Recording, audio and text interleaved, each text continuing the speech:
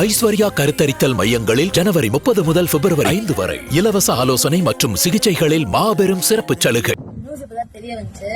நம்ம state government awards இருக்குல்ல தமிழ்நாடு, அவங்க வந்துட்டு பெஸ்ட் சைல்டு ஆர்டிஸ்ட் வந்துட்டு நான் இருப்பேன்னு நினைச்சேன். ஆனா இல்ல. 2019ல ரிலீஸ் ஆன சூப்பர் டீலக்ஸ்ல ராஸ்குட்டி நடிச்சிருந்தேன். அது கண்டிப்பா கிடைச்சிரும் நான் நம்பினேன். ஆனா கிடைக்கல. சரி ஓகே, அதுலதான் கிடைக்கல. 2022ல ரிலீஸ் ஆன மை டியர் பூத்லாச்சும் கிடைக்கும் நான் ரொம்பவே நம்பினேன். சரி ஓகே, அதுல கிடைக்கல, இதுலாச்சும் கிடைச்சிரும் ரொம்ப நம்பினேன். அதுலயும் கிடைக்கல. ஜூரி மெம்பர்ஸ் இந்த மாதிரி படங்களை பாக்குறாங்களா இல்லையா எனக்கு தெரியல.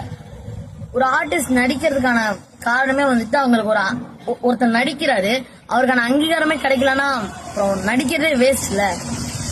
ஏன் இந்த மாதிரி அநியாயம் பண்ணாங்கன்னு எனக்கு சத்தியமா புரியல. எனக்கு தெரியல. ஆடியன்ஸ் நீங்க சொல்லுங்க.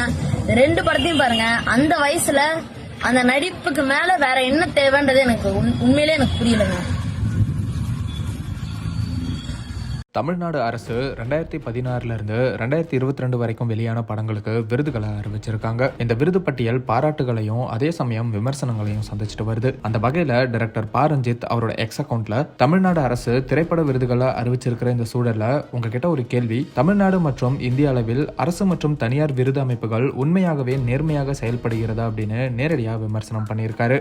மேலும் சிவகார்த்திகேயனோட மகள் ஆராதனாக்கு 2018 வெளியான கனா படத்துல வாயாடி பெத்த புள்ள சாங் பாடினதுக்காக சிறந்த பின்னணி பாடகி விருது கொடுக்கப்பட்டிருக்கு. இதுவும் இப்ப சில சர்ச்சைகளை சந்திச்சுட்டு வருது.